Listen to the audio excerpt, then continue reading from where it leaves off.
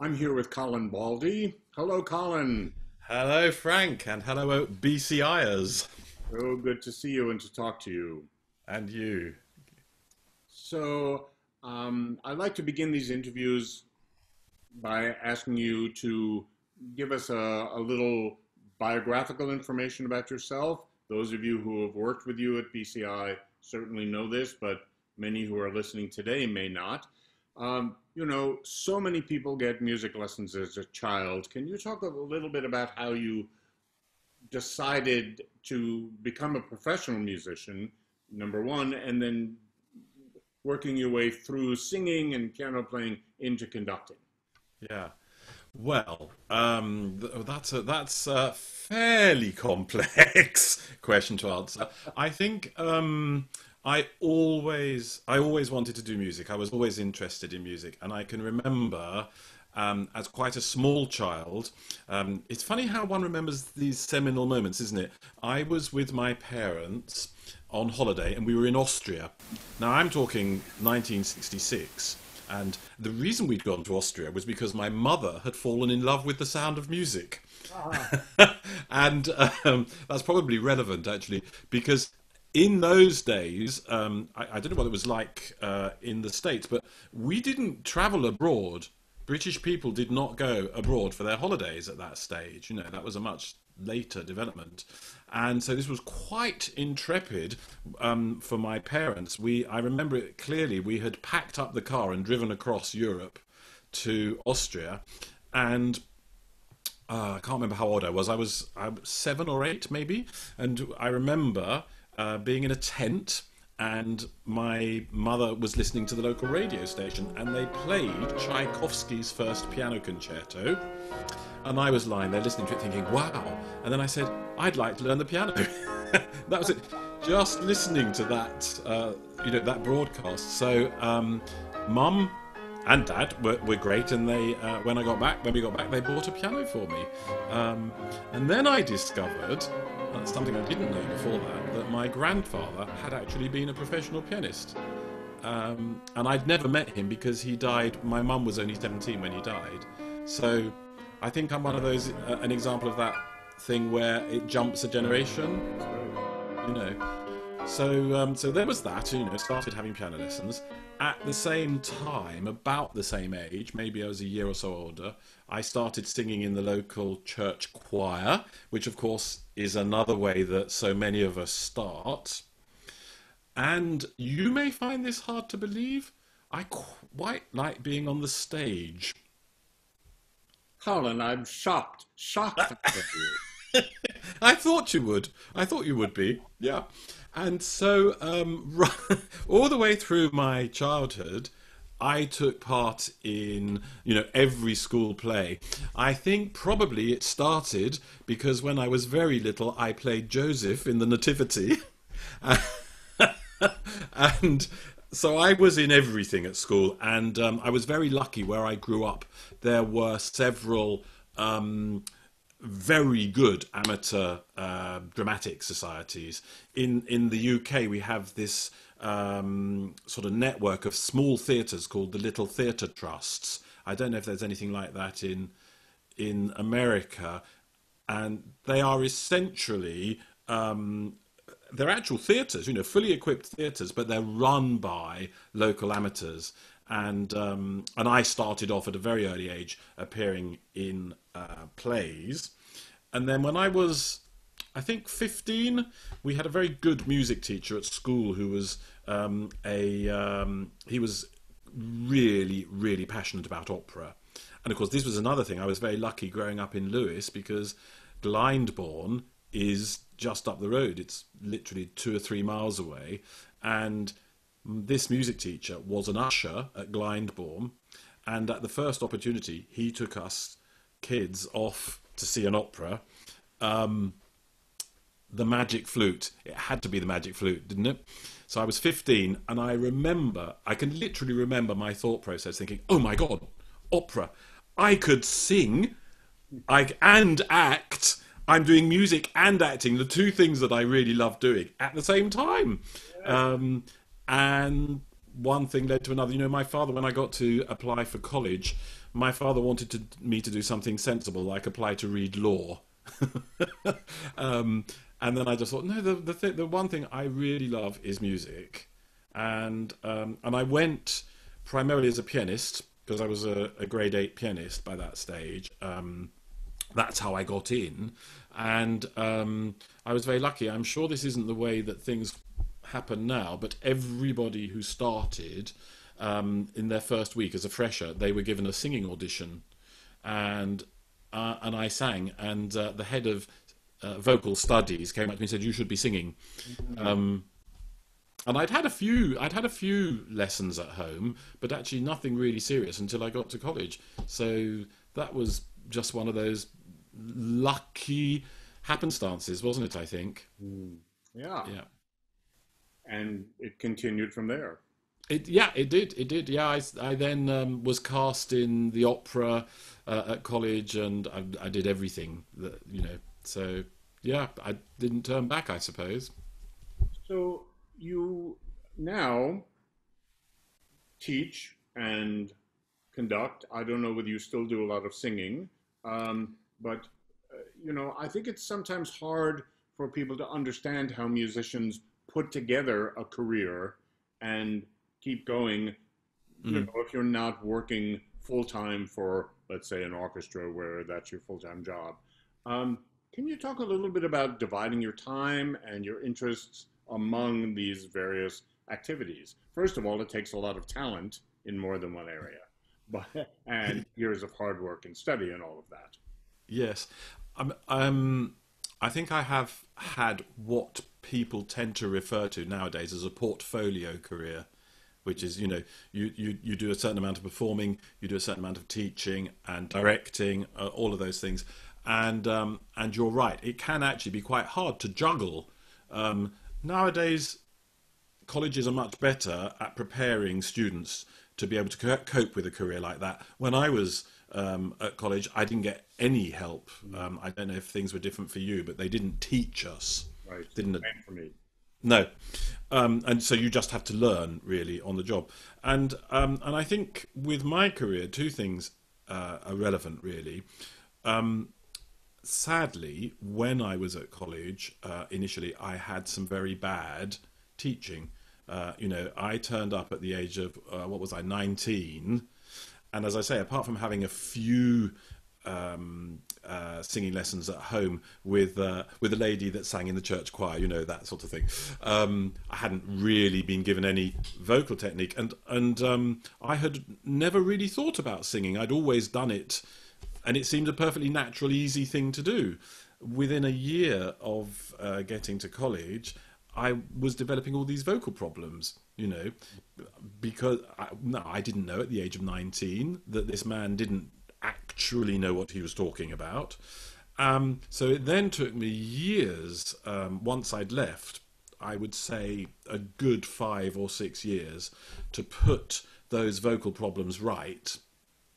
And I mean, I can remember being very depressed about it at the time, actually, but looking back on it, I think having gone through that experience is one of the things that contributed to me being able to teach, you know, because I had to work out how to take my own voice apart. Well, obviously I didn't do it on my own. I had a very good teacher then, but that process of deconstructing the voice and then putting it back together and working out what worked, I think really gave me an insight into how to teach and to pass this on. And I wanted to do what I could to ensure that other young singers didn't have the experience that I had, you know.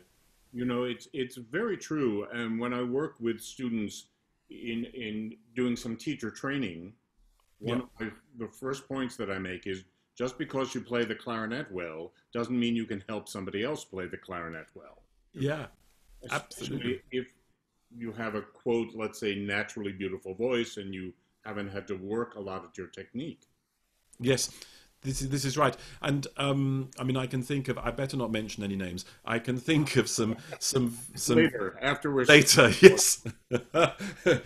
I can think of several very eminent singers that I have not had one-to-one tuition with, but I've taken part in masterclasses and or done short courses, week courses or something with them. And whilst I have enjoyed the experience, I remember with not all of them, don't get me wrong, but with several of them that I felt actually you don't really know how to pass this on.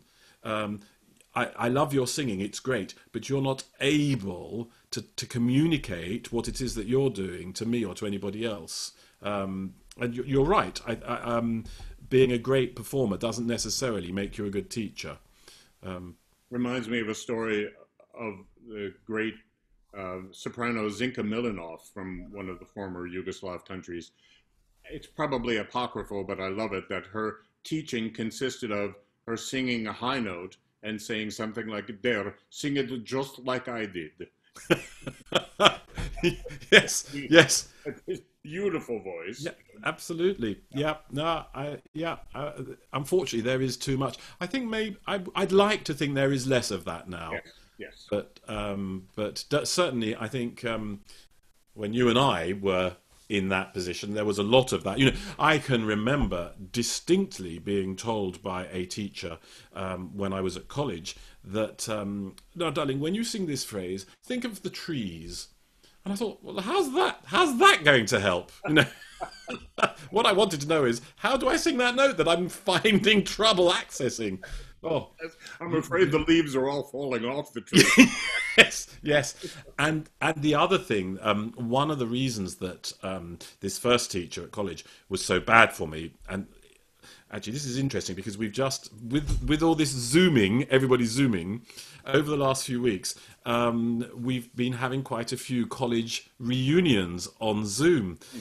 And I've discovered from talking to other singers that they had similar experiences. And for so long, yeah, I thought it was just me, Yes, of course, yeah. Yeah. So now, your work in teaching and also conducting, you work with children and adult amateurs and professionals. Can you talk a little bit about your approach? I mean, what are the differences? What are the similarities in working with these different groups of people?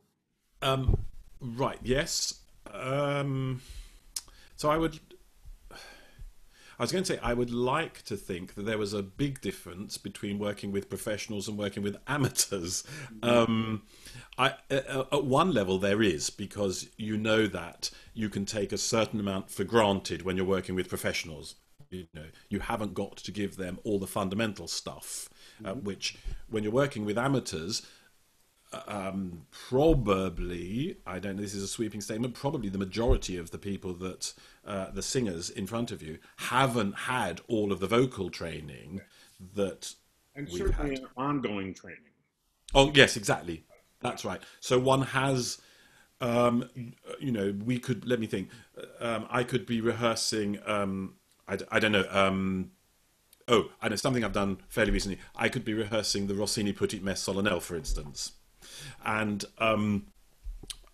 I try to put in as much vocal technique as I can in the course of a rehearsal, whilst being cognizant of the fact that I've only got a 2-hour rehearsal or 3-hour rehearsal, whatever, to get through this number of movements. So that's always a little bit of a compromise. How much can I drop in? And of course, if you've only got a limited period of rehearsal, you're rehearsing this particular piece for a number of weeks, you can't put too much in. You can't digress too much from the main task of learning the music, and working towards a performance.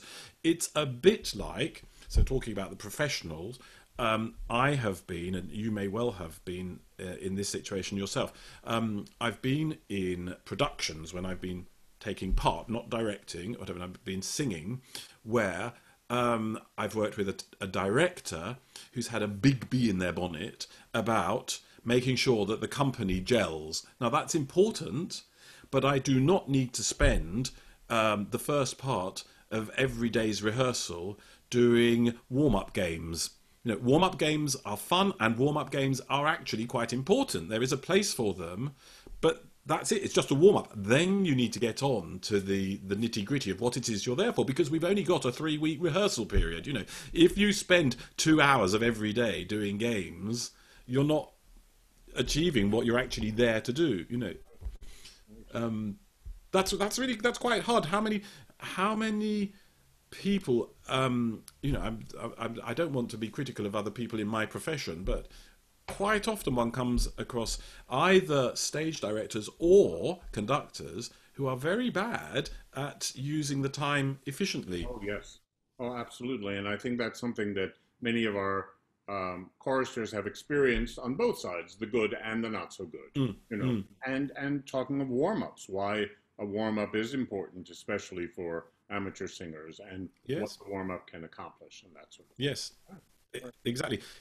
Can I digress just a moment? Well, it's not a digression actually. It's using. I just wanted to expand on using this current situation, which I mean, this is why we're doing this interview now, isn't it? Because we're all having to find different ways of doing music, and so I run my amateur choir is my local church choir, who they're very good, very enthusiastic bunch, and we get through a lot of really quite demanding music. You know, we do the St. John Passion every year, which is brilliant, and they're very frustrated because they can't sing at the moment. And you know, we know that you cannot rehearse using Zoom or anything because of the lag, all the rest of it. It just doesn't work. And I found, took me a few weeks to get to this point, but I found actually the best way of doing it and keeping them involved is actually using the normal rehearsal time that we would have to do much more vocal technique with them, Mm. because I can do that on an individual basis. I mean, they're all there, but you know, I can go into far more detail about support and about placing and all those things, which it would be nice to have time to do normally. So I'm sort of trying to make this a positive, you know. Wonderful. You know, I was going to talk about the current situation a little bit later on, but since you Oh, brought sorry. it up, you know, I think we're all finding different ways of adapting. Yeah. And, you know, I know that things in England have been closed down much like they are in the States. Um, you know, none of us knows what's going to happen, but I No. was talking with one of our other conductors, Tom Hall, recently, who said, and I think he put it very wisely, somebody will come up with something. There will be an idea. We just haven't thought of it yet, Mm. to allow us to be able to sing online without time lag or something like this. You know, do you have any sense of where things are going in the near future or future? Um, not really. Not Okay, in the immediate you are. future. There are a lot of, frankly, quite wild ideas flying around about how we might proceed. It's a little bit frustrating here because really we have to wait for Public Health England, or the body who are responsible for issuing guidance. And as far as I can see, and my colleagues, the the problem of singing, I mean, you know, because we're talking about aerosols, aren't we? Mhm. Doesn't even seem to be on their radar. No guidance has been issued whatsoever, and I know that people have been trying to get hold of them to get them to make some decisions. I mean, I even I don't know whether you know this, and I don't know whether I want to introduce this into the conversation, but I stood as a candidate in the general election Yes, yes. in December, just because I thought at some point somebody's got to stand up, and you know, anyway, so that's what I did, and it does mean that I have some connections with fairly high up members in the party. This is the Liberal Democrats. And I've been trying to get hold. Unfortunately, of course, they're all very busy. They're particularly busy this week. Um, so I'm trying to get somebody actually to ask questions in Parliament, because it seems to me that people are sending off emails to various ministers and government departments saying, please, can you advise us? And they're not getting any replies. And I think actually if somebody were to stand up in Parliament and say, look, this is a major sector of the economy. You know, the creative industries are the second largest part of the British economy, which is extraordinary. Now, at the moment, the West End is closed. Yes, as is Broadway, you know. Yeah, absolutely. And nobody has issued any advice or guidance. And of course, it affects not only the people directly involved in a particular show, but restaurants, hotels, all the industries surrounding the Exactly. development of Broadway. Yeah, Yeah, an enormous number of people who are it affected. is.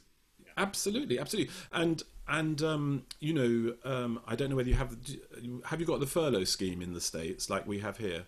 I'm not sure what. So, to their credit, at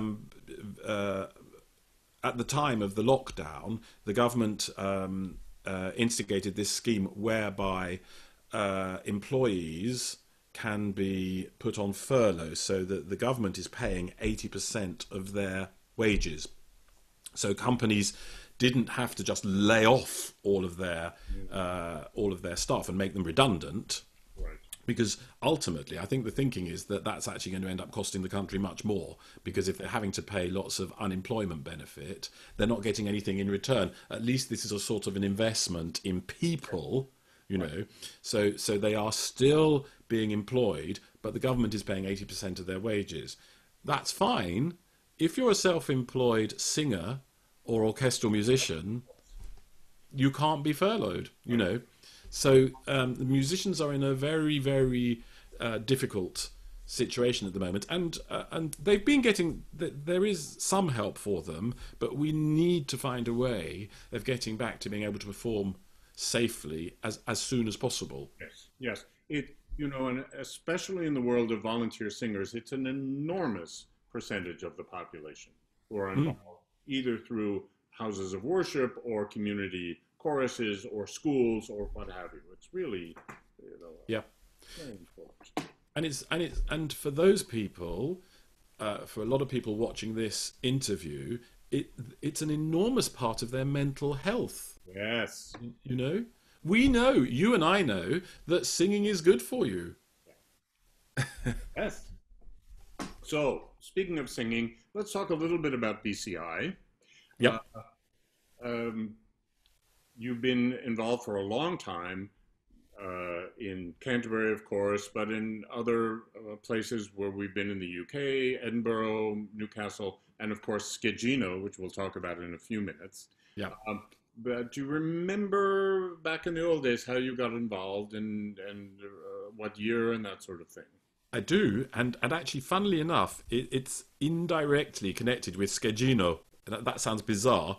My first year was 1999 in Canterbury, and Gareth Roberts, bless him, had wanted me to come and get involved in BCF, as it was, for quite a while, but I'd never been available. And that particular year, 1999, I was supposed to be teaching on a course in Umbria, not Skegino, but it's a bit further down the valley. Those who have been to Skegino will know the town of Terni, which is not anything to write home about, unusually in Italy. But you pretty much have to go through Terni to get to Skegino, especially if you're coming from Rome. And this course was being organised just outside Terni, a place called Stroncone, and it was for now. How do you say this in English? I can't think how we would say it. Il perfezionamento, the perfection. How do you say that? Perfecting of. Yes, of choral directors. And they wanted somebody who was a specialist in working with unbroken voices, so what they call voci bianchi. And at the time, I had been for quite a number of years working with the choir of New College, Oxford, where I taught both the boys and the choral scholars. And So, one thing had led to another, and I was invited to go and take part in that. And of course, this being Italian bureaucracy, they hadn't got it sorted out. And that was supposed to be 1999. So that was cancelled at the last minute, and I actually went the following year in 2000. So I was able to say to Gareth, "Oh yeah, I can do it." And that's how it happened. I have a feeling, I think it was Israel and Egypt. Does that sound about right? It could have been, I'd have to look it up. And you and I sang a duet. That's right. And in fact, Tom Hall, whom I just interviewed, Yes, was the conductor. he Yes. was. You and I- Yeah, absolutely. And it was. I thought it was such fun, exhausting, but such fun. And yeah, so and then I didn't look back. I don't think, because I think that I did every other Canterbury after that. Any other memories that pop into your mind over the many years that you're in Canterbury? Um, well, I remember that it was quite a difficult building to work in. Beautiful, absolutely stunning, and I always found it much easier. Personally, I used to find it much easier to sing when we were in the choir than when we were down in the nave, because they used to insist on putting us on the steps under the tower, so the sound used to go right up into the tower. That I remember as a very strong memory. I also remember, the other thing I remember particularly about Canterbury was being in the King's School, Oh yeah. and how at mealtime somebody had periodically to stand up and ask everybody to be quiet, because I don't think I've ever Yes, the echo in there was extraordinary, because it's a barrel vault. yes. Who ever thought that it was a good idea to design a school dining room with a barrel vault? And the other thing I remember these are not good memories really, but the other thing I remember very clearly was the uncomfortable narrow beds. Oh yes. But a lovely, lovely place, and lots of Especially, I so remember the being in the cathedral close and seeing at night the cathedral lit up was just stunning. yes, yeah, Absolutely. yeah. So, um, how did you find your way to Skegino as a place? I don't mean BCI. We'll talk about that in a moment. But you have a home in Skegino, and you spent some time in Umbria. And how did it wind up that you ended up in Skegino? Yeah, I was some years ago. I thought I might just type this out, because I get asked all the time, "How did you end up in Skegino?" I mean, it's not an obvious place, is it? It's not. I mean, the Skegino is in what is called the Val Nerina, which means the valley of the Nera, because it's the Nera River, which incidentally the ancient Romans used to say was the best water. Because when it was aqueducted down to Rome, each river, the water feeds a different set of fountains, and the fountains fed by the Nera were well known as being. Apparently, it was the sweetest water in Rome. There you go. And if you've been to Skegino, you'll know how clear the river is. It's very, very clear and clean, and but that area, the Val Nerina, is not really known outside of Italy. So the tourists that we do get in the summer are overwhelmingly Italian. You very rarely see people from elsewhere. So which is why they get so excited when BCI visit. It's related to this course that was supposed to happen in 1999, but then happened in 2000. And it was, it was a very long. It was 6 weeks in this place in Stroncone with no air conditioning in the height of summer. It was quite hard work. Anyway, there were two organisations associated. Well, one of the students happened, I discovered, to run a choir in Spoleto. You might remember we sang in Spoleto the first year we went to Skegino, and then part of what I had to do while I was there was to help to set up a new children's choir, because there wasn't one. So if you're teaching these guys how to teach children, you need a children's choir. So I sort of hadn't quite appreciated when I signed up to that's what I had to do. But anyway, the first few days I was dragged around all these primary schools in Terni whilst we recruited young singers, which we did. We ended up with about 30, which was quite good. So then they kept inviting me to go back and to do classes with these children, and the choir in Spoleto wanted me to work with them as well. And this went on for about a year, 18 months maybe, and I was going over regularly. And they were lovely. They are lovely people, very, very friendly, welcoming people. But when you are doing a day which starts at 8 a.m. with children and finishes at 11 p.m. with adults, the last thing you want to do is then have to sit down and make polite conversation with your hosts. Yeah, right. It's very tiring. It's a bit like being on tour, isn't it? You know, and I don't know whether you do in the States. We always refer to if you get hospitality, we call it hostility. You know, which is not to be unkind, because they are, generally speaking, people are very, very lovely and friendly. But it's just that thing that you are exhausted, you know. And so I thought, after a while of doing this, I thought, it was something I'd been thinking about for a long time. I thought, gosh, I would love to have my own place here, you know. So I started looking around, and the father of the guy who conducts the choir in Spoleto, I mentioned this to him, said, I know just the place you would like. And he took me over. It was actually, I remember it very clearly, it was Easter Day. Now, when would it have been? 2001. Easter Day, 2001 it was. He took me over. And Scheggino wasn't quite like it is now. It was much more basic. It hadn't been sort of done up in the way that it has been now. But I remember walking around and I just thought, this is just beautiful, and fell in love with it straight away. And though I looked at houses in lots of other places around about, because Umbria is full of beautiful places, nothing compared with Scheggino in my mind. You know, it's interesting. It was like, can you say this about a place? It was like love at first sight. Yes, right, of course. Yeah. Or it felt like home immediately. Yes, it did. Absolutely felt like home. Yeah. And so you were so generous in arranging for us to be there twice, let alone conducting. I mean, superhuman effort on your part beforehand and also during the weeks that we were there, in addition to conducting these concerts. You know, Scheggino has what, 500 people, and the town was inundated with 100 Americans. Yeah. But people's memories have such fond memories of our weeks in Scheggino.